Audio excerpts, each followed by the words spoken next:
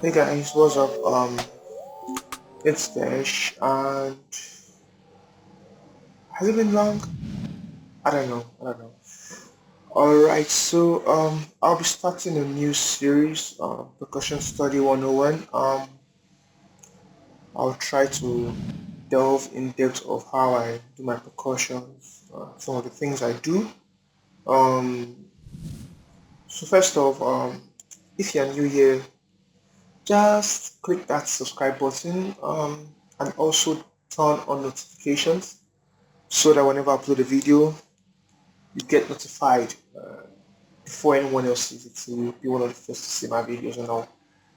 Um, yeah, hit the like button, drop your comments even while you're watching the video, your thoughts, improvements you think I should make, video quality, content wise.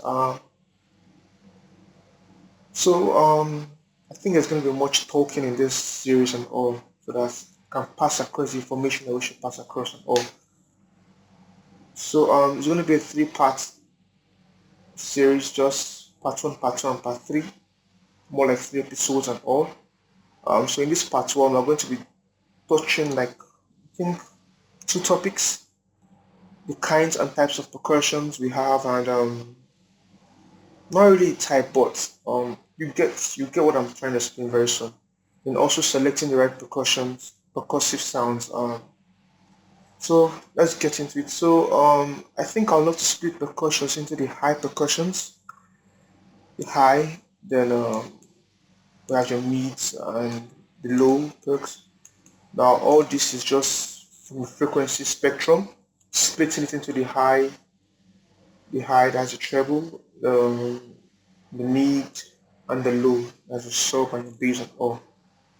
So it's good to know what percussions you want to use if they're going to be sitting in the high register of the frequency spectrum or in the mid side or the low part of the frequency spectrum and all.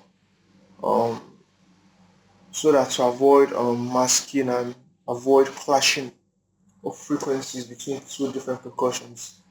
I guess sometimes your equalizer will have a role to play if you're facing such challenges. So I'll just play some various kind of percussions we have. I'll try as much as possible to make this a long series so that you don't get bored and all. So now these are some high percussion sounds we have. Um, all these are castanets. So I don't know how to pronounce it properly. Yeah, things like a clack sound, like stick kind of. Then there's a wood block.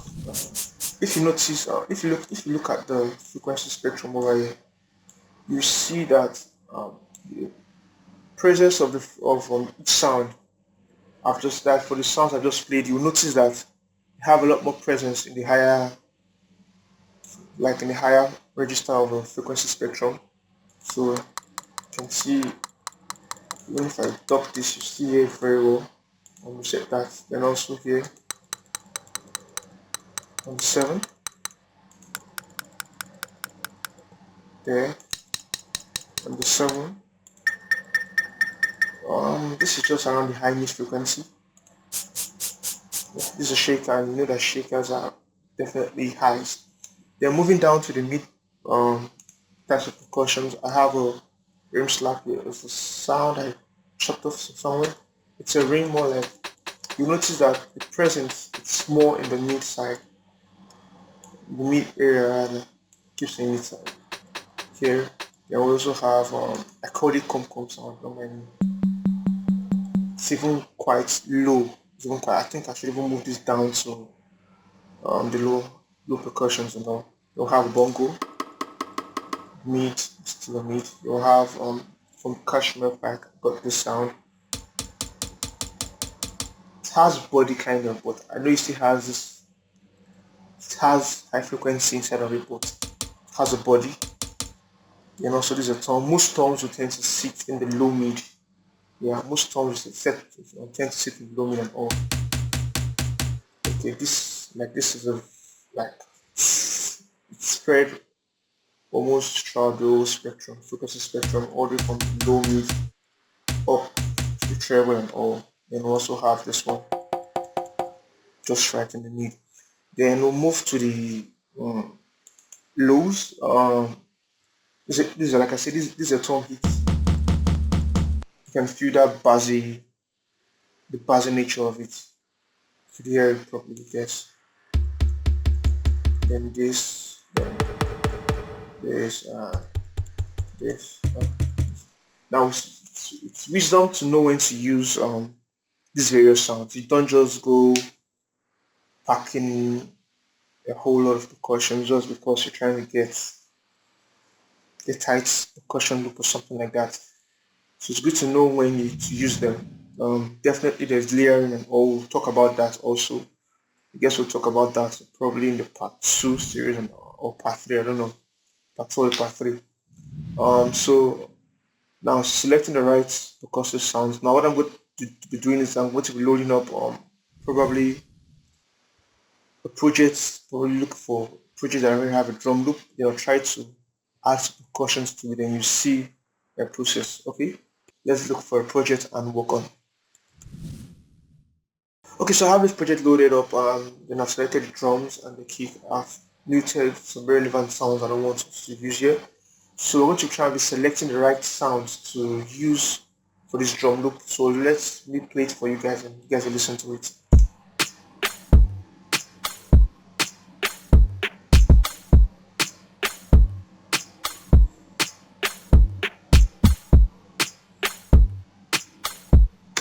Okay, that's it. So now listening to it,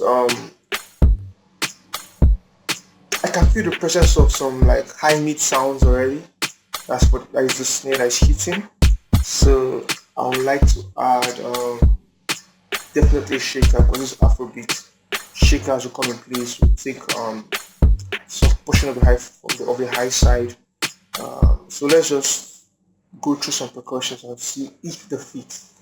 Don't just go adding bunch and bunch of sounds just because you want to make a crazy beat.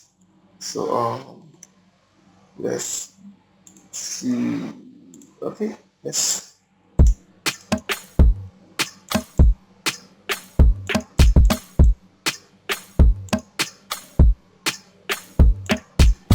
Now I'm liking this. I'm liking this. I'm liking that one already.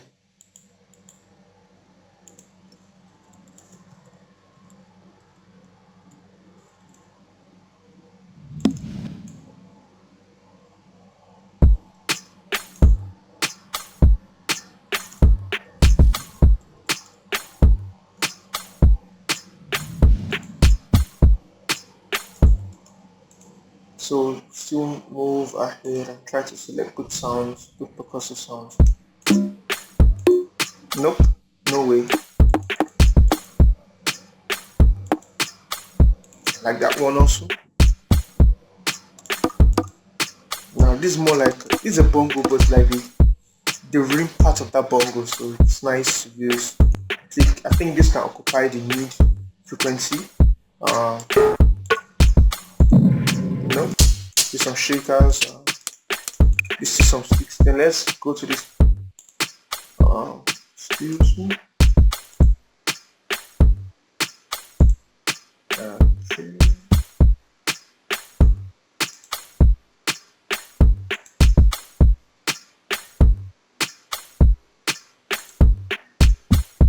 Okay, yeah, definitely wheezy sound. So now, as you can see, I've selected just 4 sounds, and if we even use just these 4 sounds to make percussion loop right now, like it's going to fit in perfectly. Okay, well, let's just do shakers and all.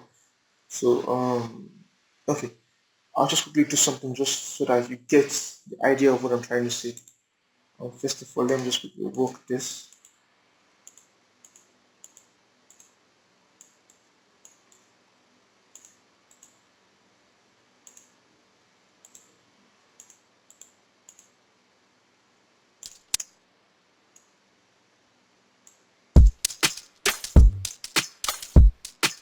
You can see. And for this one, I can just come over here and just do this. Cut it off. Just Let's do something else. And don't forget, percussions, you're free to go up or down the octave just to create some rhythms, crazy rhythms and all. I can decide to bring this down. Now you can see already feeling that low mid frequency side, very feeling to the sound.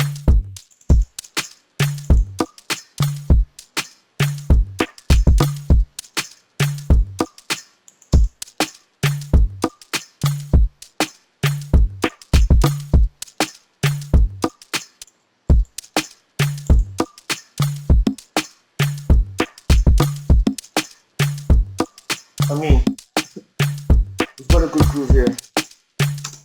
So try to select good sounds. Don't just go packing unnecessary sounds just because you want to have lots of percussions in your beats. Even with just this ones, you can still do more crazy things. You can still decide to add, understand, the higher octave or add more sounds. The low octave, add more sounds just with one percussion, just with one percussion. Okay, so I guess we'll wrap it up here for the part one. So part two will be up soon. Thanks for watching. Please do subscribe, like, comment, follow me on Twitter, Facebook. Be my friend on Facebook if you want to, but most times I'm on Instagram, so you can just follow me on Instagram, chat me over. I definitely should reply you on Instagram, definitely. So thanks for watching, guys. Part two will be up soon. Peace.